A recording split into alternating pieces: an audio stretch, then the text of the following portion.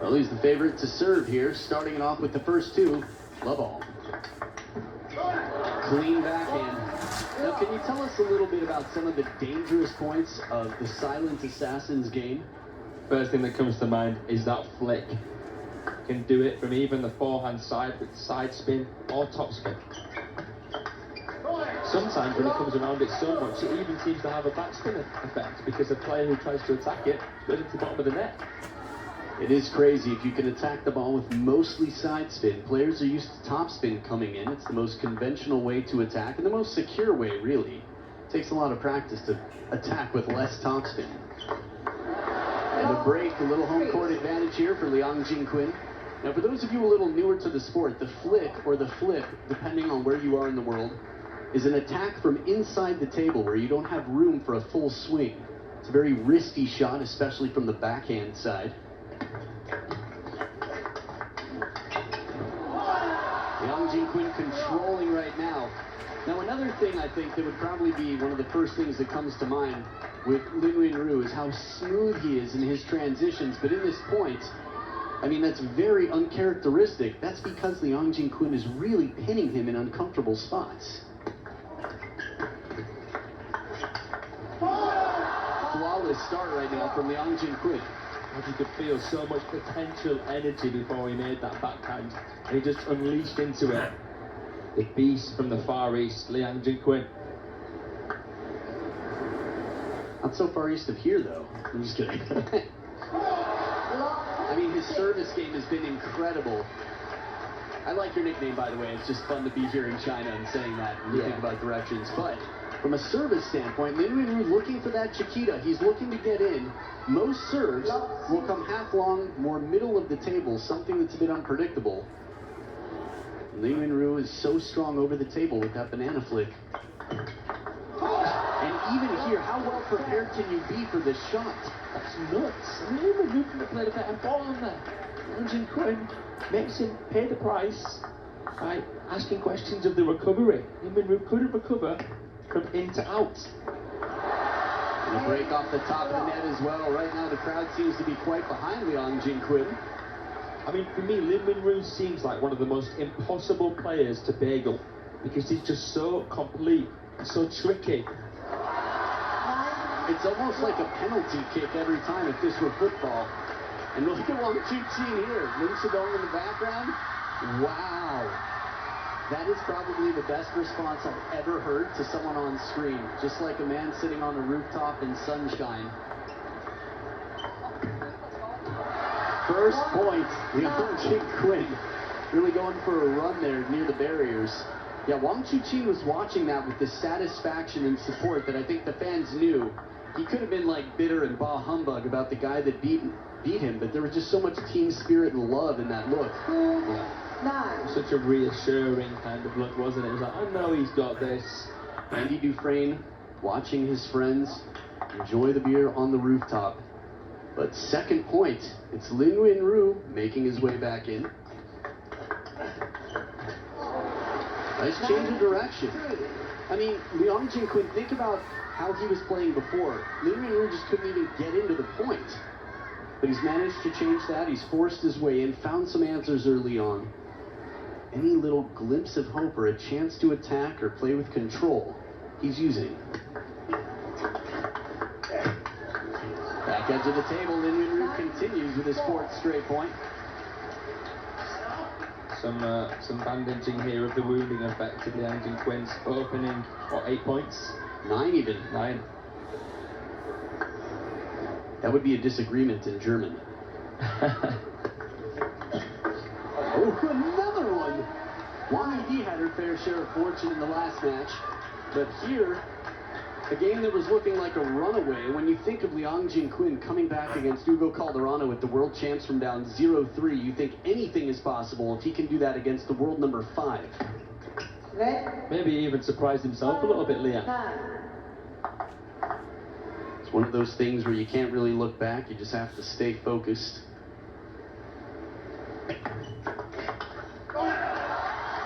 Perfect placement on this one. Liang Jingquin getting the wild shot out of Lin Yun Ju, earns himself 5 game points in the first game here in this best of 7 men's singles semifinal.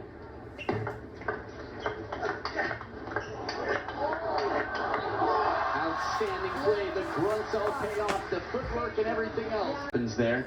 So as he dries his hand on the table, oh, Shushin fan in the front. Nice, represent. Game 2, best of 7. Lin Yun Ju down 0-1. Much better start than the last game. Yeah, for sure. But yeah, I don't know, every point seems like a marathon against Lin Yun Ju, even if you're Liang, because of the amount of quality he puts on every single shot. And 6 of the last 8 points for Lin Yun Ju. That's a very well protected opening spin shot. Again, it's the beware of dog sign on the fence. It's knowing what's waiting on the other side of the table. This shot isn't tough to make. It's tough to make well. That's a good point. Outstanding. Again, Lin Yun Ju brings in a quality with his fluid game and even stronger base than he used to have, but well calibrated on the other side. Liang Jingquin, watch this. Look at the transfer there, the rotation in the waist from right leg through to left. Textbook table tennis, the Chinese silhouette.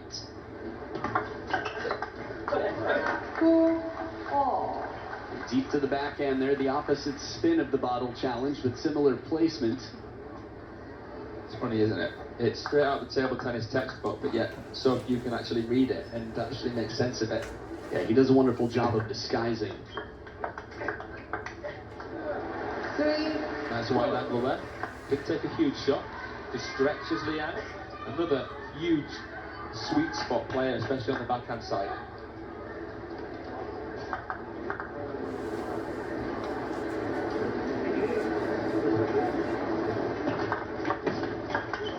That service toss completely got away from him. It must have caught the finger on the way up or something. He's still shaking his head. I mean, when have you ever seen body language like this way behind the head?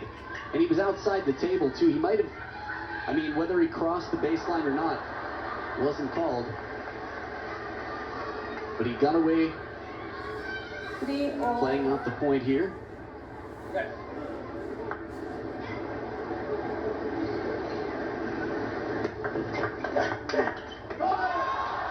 Just miss it, power from Liang. I don't know. Maybe the slower spins are going to be a little bit less effective from Lin Yun Ju against a player who can just counter so consistently like that. It's a good point. He really does secure his opportunities and make it more challenging to play him. A little bit more shallow on the table. You can see a very excited Liang Jingquin, ready to snap back, but had to play it out in front.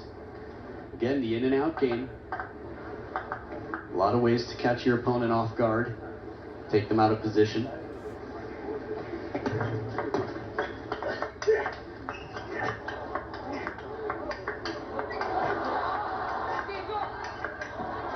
It's amazing. Liang Jingquin can hit that hard, recharge, do it again and again. Wow. Xiao Zhan there, Wang Hao here, Liu Bing Shuo, Wang Chuqin watching. It's the most facial hair I'd ever seen on Xiao Zhan.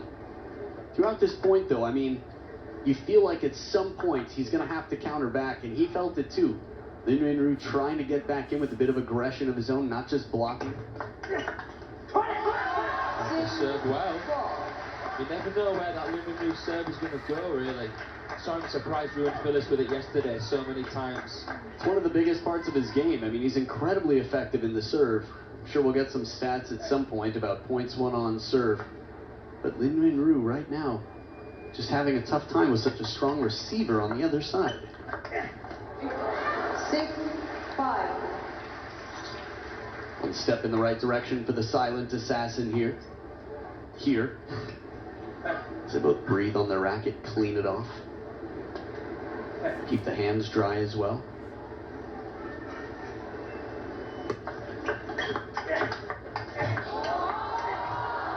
Took a lot of work in this point. That early backhand wide opened up the other side. Look at the Lebrons and Gauzy here, the French contingency on the men's side. And then recovers the wide base, helps it get the balance there, and then bends the wrists to manipulate the ball with a bit of side out wide. I love the way Lin Yun Ju plays that ball, reaching out in front so that it comes back that much quicker.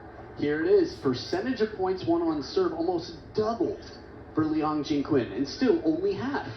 I mean, Again, the receive game's strong of these two, but by percentages, Liang Qinquin's much stronger right now.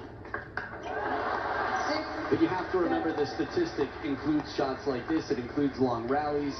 The receive doesn't automatically outright win the point. In the open rally, Liang Qinquin is so well balanced. He's fast and he's powerful on both wings. Tough time out there for Lin Yun Ju. No fortune for Liang Qinquin. Going for the bottle challenge. Misses it. Big error there, and it could cost him, especially mentally, some energy. Well, definitely not intended. I think he had to take the risk. Can't fault him for that. Don't block your friend's wave.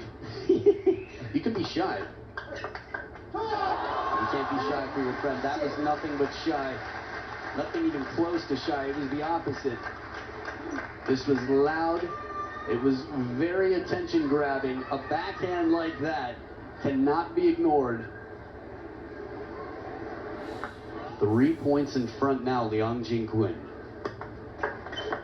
There's a dead effect of the Lin Yun Ju flick when he comes around the side of it so much there's barely any topspin. Venom in the wrist. So I think you were on the side of the majority with the fans here, favoring Lin Yun Ju. What do you think it's going to take from Lin Yun Ju to turn this around? I don't know. I mean, for me, one of the big things that made me think Lin Yun Ju could win this was the fact that he's a lefty. And against a player like Lin, sometimes you need to play them a couple of times before you can get used to the quality. And this is their first meeting, but Liang is doing so well.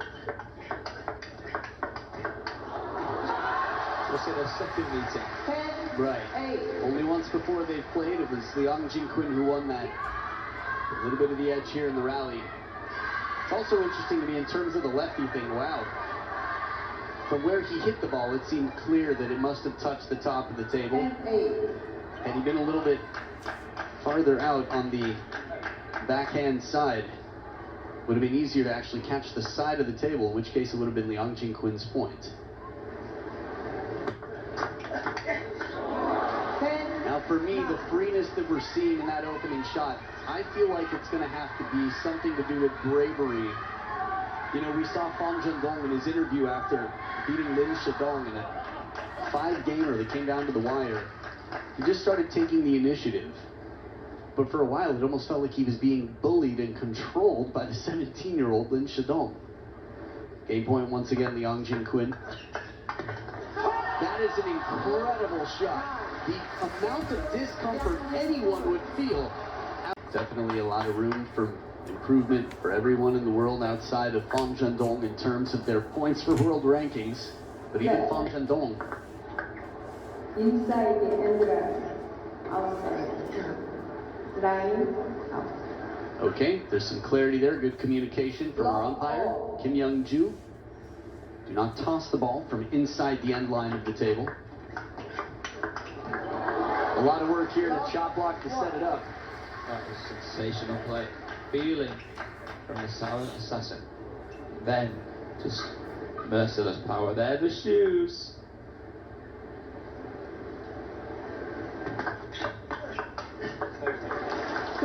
Good start here, and he needed a good start. Again, even though we're in a best of 7, it feels kind of like a must-win game here for Lin Yun Ju, even though we've seen comebacks from 3-0 down. Phyllis, for example, against Lin at the Almaty final before Lin got revenge yesterday.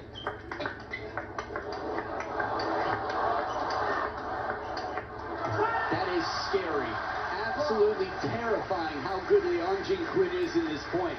I thought Lin Yun Ju did everything perfectly to place the ball, to keep control of the points. And yet, somehow Liang Qinquin with that wide base was always in position and able to regain control of the point.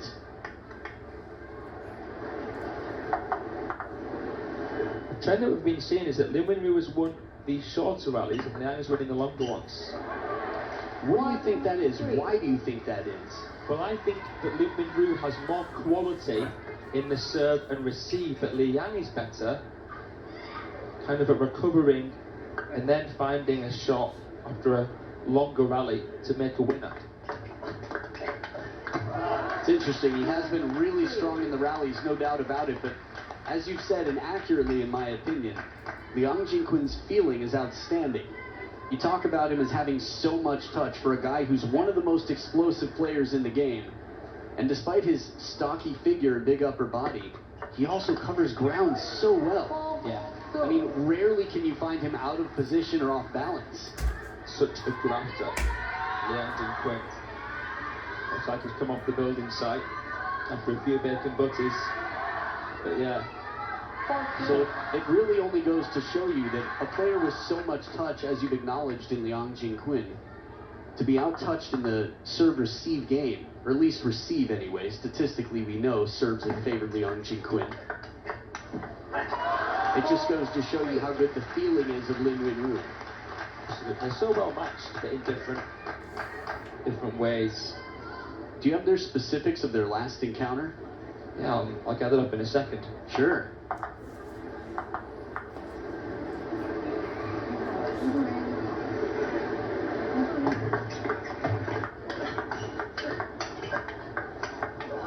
That backhand has so much juice, so much power behind it, the spin and the speed. To finish a rally going backhand to forehand with Lin Yun Ju. And he's just punched a topspin serve from his forehand side with the backhand. I mean, come on. That's the feeling you're talking about. Beautiful point. Lin Yun Ju down the line with the backhand. Blistering pace. It's almost like the ball's on a string and it's choreographed before the rally starts. Wow. Reaction like that. I can't recall seeing a reaction like that from Liang Jinquin.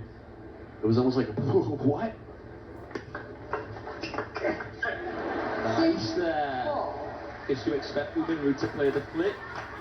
Comes in with the open racket face, but then last second changes to the push. And that's the surprise factor that's going to help him beat the seemingly unbeatable Liang Jinquin.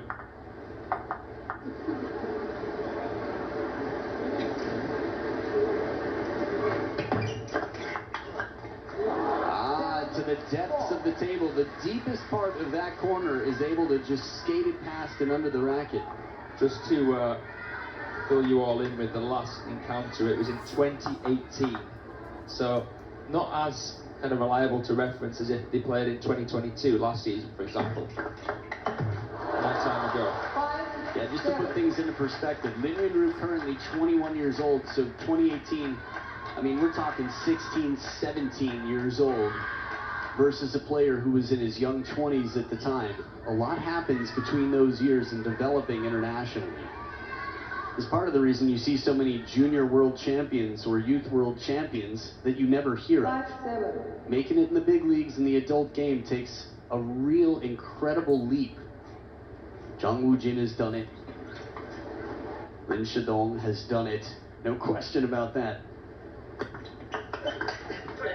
Extra quality here on that opening backhand. Yeah, Ben and Ben again.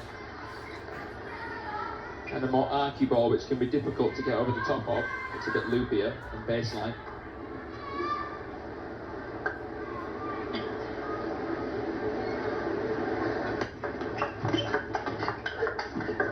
Parallel again, it's not the first time we've seen a bit of surprise on that down-the-line play. Lin Yun Ju, look at the scoreboard now, up by 4.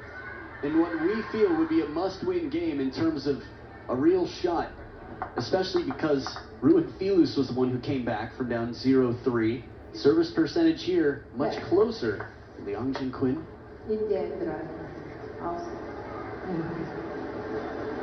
Kim Young-ju sees the end line better than anybody in the game. It's interesting. I mean, players, this is what you do normally. You get as close to the call as you can without getting called.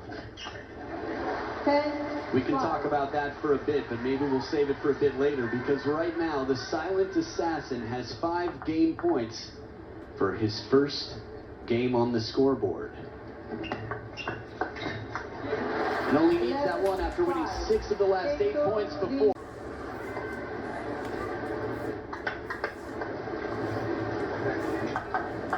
So Lin Yun Ju with the momentum in a serious way here starts off game 4 on the other side of the table.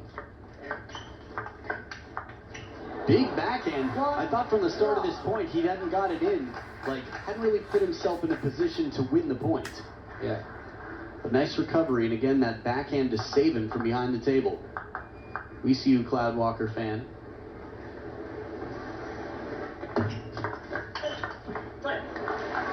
Well, the winner there into the backhand, but I feel like Lin Yun Ju's pressured the forehand of Liang Jingquan very, very well.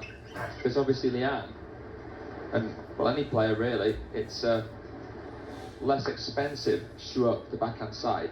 From the first point mostly, or the last several sets of points? The last several sets, you can see he's trying to pin the backhand in the last couple, but getting early with the flick and play a couple of balls into the forehand of Liang. It's more difficult to recover a forehand to play another forehand than it is to recover to play a backhand from a backhand. Right, that's when we say the more expensive stroke, meaning it costs you more time. 3-1. And in a game that's so fast, time is a very, well, valuable commodity to have out here. Not an endless resource of time. This is why you see such strong legs and waists and core strength of these players. 11 of the last 16 for Lin Yun Ju. Very encouraging percentage there. 3-1. Or fraction of points. Again, just drawing his hand on the table. They'll typically do that near the net or on the side of the table where the ball's unlikely to bounce. The quality in these counters. Blistering pace. He's using the shovel serve wonderfully, Lin. And that's a serve that you barely see Liang ever do, the shovel serve. Either the reverse or the pendulum he chooses to do. I feel like Lin Shidong and Fan Zhendong, a few times we saw starting to do that just the other day. Now for me, tactically, this is still right. Lin Yun Ju has found a fair amount of success being very clear at when he's going to make his opening attack. And when it is, even if he has to take a ball early off the bounce, he's going to be very confident and fearless in that attack. Because if he plays it lukewarm or too steady, Liang Jingquan will just take control of the point. 2 serving 4, Liang Jingquan. I can't help but think, Adam, even though Liang Jingquan got off to that 9-0 start in game 1, it can be hard to mentally recover from that, as well as it was for Lin Yun Ju. Hard to recover for Lin Yun Ju? And Liang. Say you win game 1, 11-0. Okay. The pressure to win after that, if you can't control it, can be quite difficult to manage. This isn't that I agree with you, but I think this is something that as spectators, the pros have just gotten so good at putting the past behind them. I mean, how many times has a player been up 10-4 and lost? It's memorable, but 10-7 all the time. It happened twice to Christian Carlsen in the same match against Lin Shidong, and they still, you know, they come back and they fight. 6-3. Interesting. Wang Hao. Legend. Another pen holder like Marlin. Except with the best RPB we've ever seen. The reverse pen hold backhand. Didn't invent it, but sure mastered it. Tough way to get into a point, but Lin Yun Ju knew that he had to go for the big counter on the move. He took his chances. Again, if you can't change the past, no point in worrying about it, but doing his best to recover. He slipped out to that wide forehand. Liang Jingquan within 2 points now. It was around the net territory.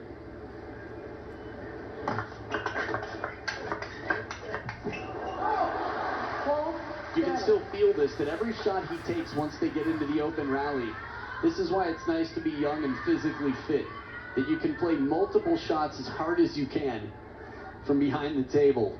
Every time he has the chance, nothing is in between.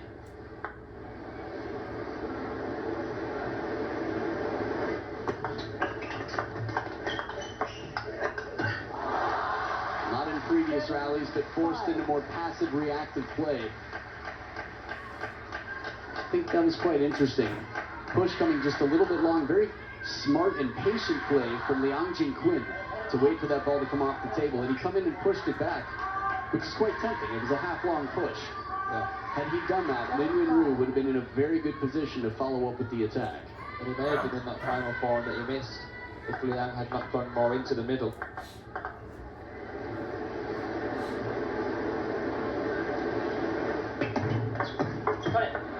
8-5. It just seems to me like one of, if not the most suffocating serve as a right-hander to try and receive. That one there that Min Woo just played. And that's not with hindsight either. 6. Just a general opinion from over the years that you've witnessed, and understandably so. So Liang Jingquin here, patiently waiting, goes short side. Again, he's able, I thought that was a good setup from Lin Yun Ju to get him out of position, to get Liang Jingquin over and expose that deep backhand corner. 6-9. It was a bit of a premature chole, at least from that camera angle. It seemed like the ball could have come down, but from Lin Yun Ju's point of view, he's going to have a much clearer sense. He's right on time. I don't think I've ever seen a premature chole from the silent assassin. Some people are still getting used to the fact that he says chole.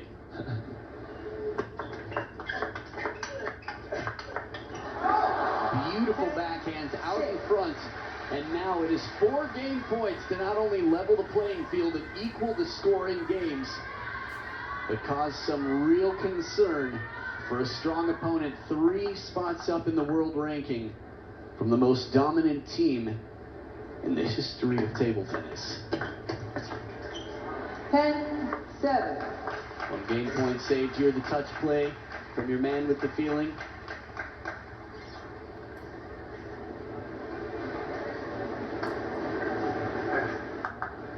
Might just have the best touch play in the world, Liang Jingquin, at the moment. 8-10.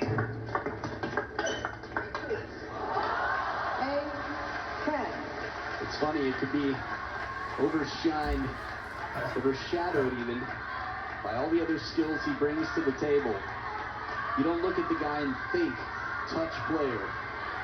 And in terms of the big shots, the viral videos that people see on the internet around the world of these players, 8-10. I'm sure you've seen a hand switch roller from Lin Yun Ju. He's got some outstanding feeling as well, but you're right. Liang Jingquin working his way back in. Got the serves back on his side. 2 game points saved. 2 more to go for the silent assassin. And that is some smart table tennis. And smooth under pressure, Liang Jingquin with his third, and it sends Lin Yun Ju into a timeout. This conversation could be the... You could see him trying to fly under the radar in that last shot.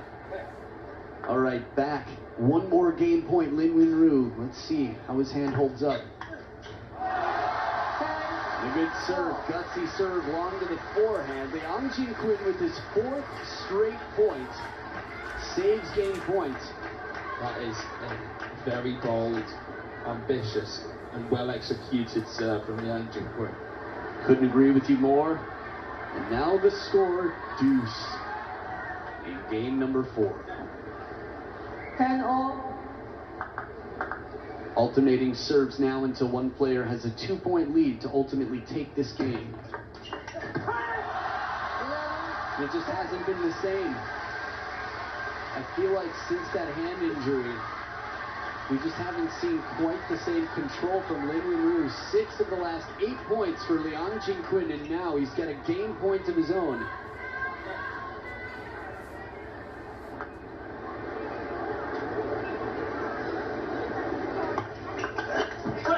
Big backhand, it's been a while for Lin Yun Ju.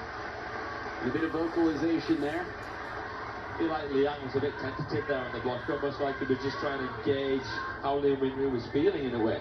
Yeah, he didn't go for a big counter, and he didn't go for just a gentle block either. He did seem caught in between 2 minds. Back at deuce.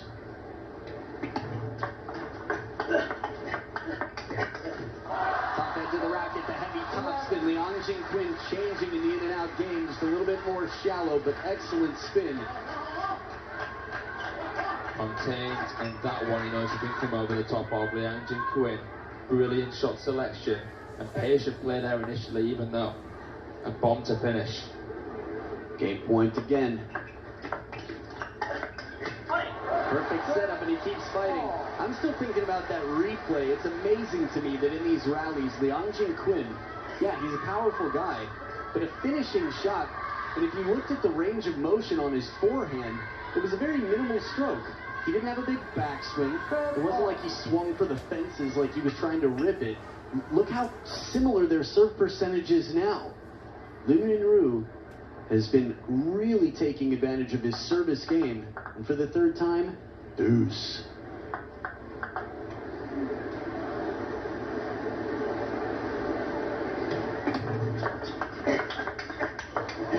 Not an easy way to win a point. It took two very high-pressure shots, and Lin Yun Ju on top of them both. It's just blistering, isn't it? Scarring. I think that's where working the weight room has really helped Lin Yun Ju. Yes. I've had a chance, a privilege to see him with his strength and conditioning coach in Elon. The different work he's gone through, but physically he's a different character now. Backhand does it. And a very calm, very smooth Chole. Points in a row in this match. Was up 9-0 in game one. Did Lin Yun Ju cry? Did he walk away? He tied it up at 2 games apiece. Nothing wrong with crying, but I think when you're trying to come back in table tennis, it might not be the best thing to help out your mental state. Although it would be unusual and entertaining. He's really over that exaggerated movement, Lin Yun Ju. Thinking about how you follow through after your contact on the ball can actually help your technique when you hit it. Yeah, I feel like for players coming into the game, it's the type of thing, if you're working with the coach, if you're analyzing yourself, at the same time, at this level, I feel like technique, as a wise man told me, technique is whatever works. And for Timo Boll, he doesn't have textbook technique, and it works incredibly well for him. You do what you have to do. Couldn't agree more. I mean, there's a lot of coaches out there that want to try and make their players look a certain way when they play, and that's hugely problematic and something that they need to really rethink, because each player has something special, and that man there has a few things. Well, 2 men there. Omar Hassar in the front, and the person who ended his Olympic run, Ma Long behind him, the greatest of all time, watches on in support. Lin Yun Ju with a chop block for an outright point. Wow, the score line right now. This is fascinating. Again, whatever works. How many coaches are going to tell you to do this shot? Don't get me wrong, when we were talking about coaching advice, 7 of the last 8 points for a player who's pulled out some creativity when need be. And it depends on coaches in different places, right? I mean, the most dominant nation in the world in table tennis is China. And you don't see them having quite the same free open play as, say, the French team. So it's working quite fine, nothing to be faulted there. But as spectators, we love a bit of creativity. Reverse pendulum here. Liang Jin-Quinn quick to follow with 2 big backhands. Yeah. No question about the nature of Liang Jin-Quinn. He's an alpha, isn't he, at the table? And in general, you get that aura about him. That he takes the initiative early in the point. 2 points in a row from Liang Jin-Quinn. Make that 3.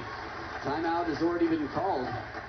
Now it's interesting, an injury timeout is technically different than a timeout.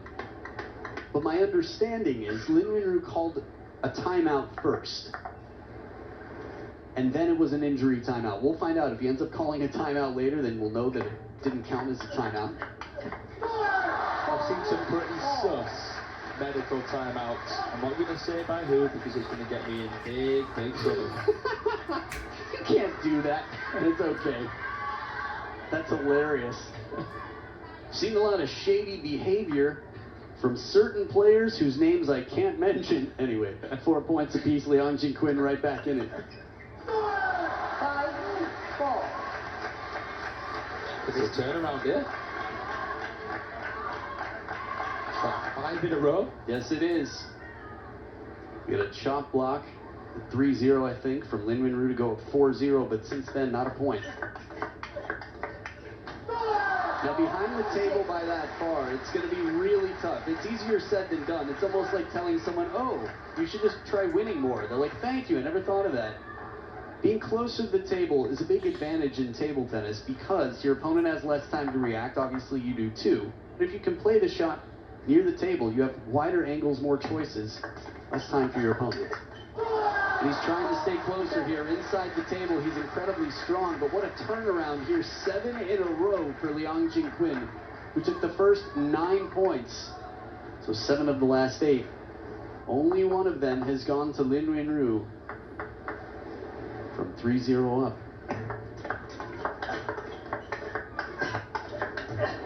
A lot of pressure here. Throws his whole body at this one to get that forehand down the line into play. Good depth there on the backhand, but yeah, I think the fact that Liang Jingquin has changed to the reverse pendulum is helping him because now gives Lin Yun Ju some side spin to try and work against, to deny Liang wherever he wants, the forehand or the backhand. Once you really control the receive against side spin, your opponent can get what they want on the third ball. Note to self, for all you players up and coming, to be prepared for left-handed players, work on your reverse pendulum serve. 7. Big rally here, and once again, it started to feel like a runaway after 7 in a row. But a timeout now on Liang Jingquin's side. I think that's a good time for a timeout. Preparation you need. 6. But a half-long serve right near the baseline. Lin Yun Ju appearing to go for it, but the placement was just perfect from Liang Jingquin. Yeah. Just maybe thought a little bit too prematurely, or acted a bit too early. Lin Yun Ju. But like, he could have played a forehand off that ball. Potentially, coming over the top of it. Would have been tough. Excellent serve. 2 points down now. 6. 9. Not sure what the acknowledgement was for, but clearly a bit of fortune for Liang Jingquin. We'll see here. Maybe the top edge of the racket. Yeah, it seems possible. Interesting, when you said Liang, there was a Liang on screen massaging the hand of Lin Yun Ju. Chen Liang. Big backhand in the middle. Closing in this gap, that 3-point lead down to 2 in the serves. Again, the serve game has been strong from Liang Jingquin, but service game has been more even between these two as we've gotten deeper in the match. Anything is possible. Game 5, this is where Liang Jingquin broke ahead against Lin Shidong and Goa.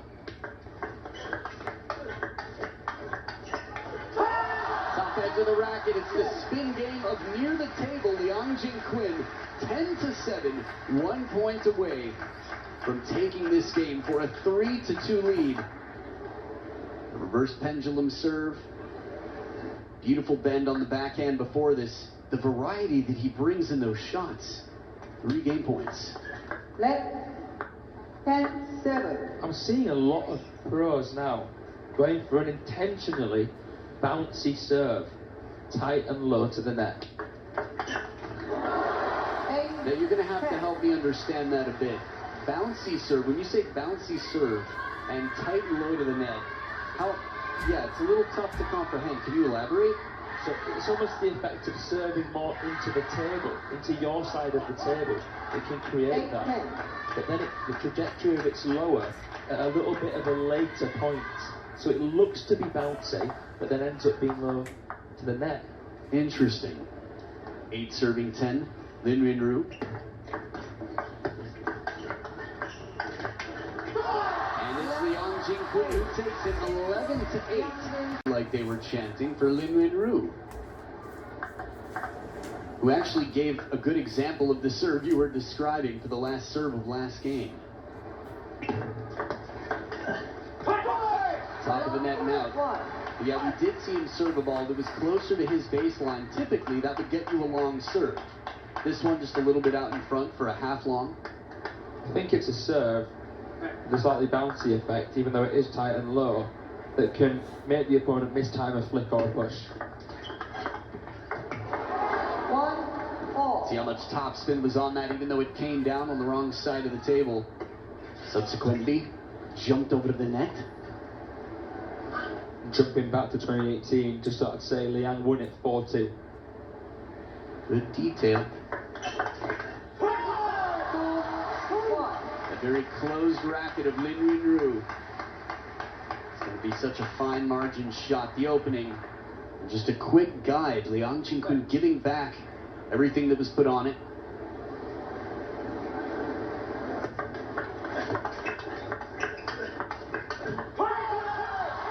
It just feels uncomfortable. Sometimes you do have to force yourself to take attacks. Yu Bingshuo there talking with Lin Shidong, Wang Chuqi, Xiao Zhan in the red jacket. The crowd. Oh, the crowd. Luke walks up.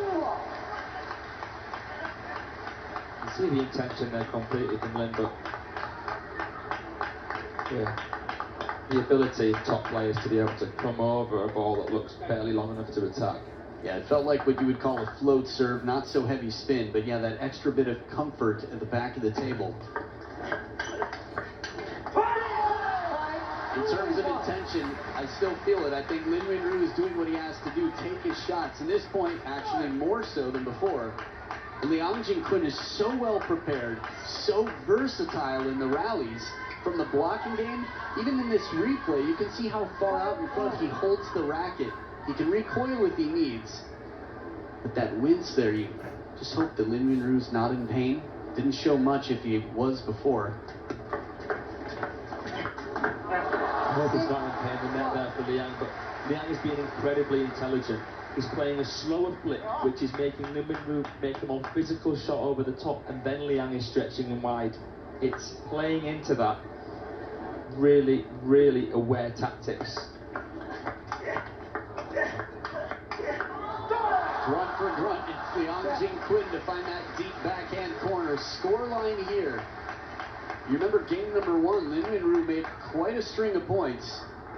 But the way Liang Qingqun's playing, the determination, I mean, I can't remember the last time I saw a big comeback against him. 2-7. You've got quite a brain for history and a bit of a Wikipedia-like knowledge of the game. Don't flatter me. What's that? Don't flatter me, Adam. Oh, okay. Well, here's what I really... No, I'm just kidding. What were you saying, sorry? 7-3. Well, after acknowledging this incredible backhand, I was curious if you can recall a time where someone got the best of Liang Qingqun when Liang Qingqun was way ahead. Oh, let me try and look through the archives a second. Sure. 8.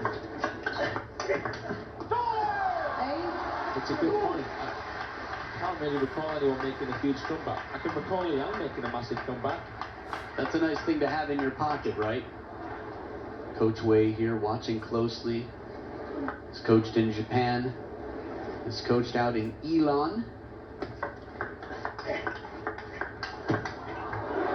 On the move, the save. It's not going to be a dependable way to get a point, but you can't look back. And once you're in that position, Lin Yun Ju doing his best to make his case for winning the point. Yeah, when we talk about dependability, what really makes a player someone that you can trust to bring home a gold medal at the biggest events, take home the titles that China cares the most about. That ability to come back when you're behind and to win when you're expected. Those two factors are going to be huge. And inside the table, Liang Qingqun, aggressive, touch play, whatever it needs to be, he finds a way to take authority here and steal the attack from Lin Yun Ju. Such forwards energy. So after all that forward energy, both have improved their service percentages quite a bit. Liang Qingqun still under 50%. Fascinating. 4 serving 9.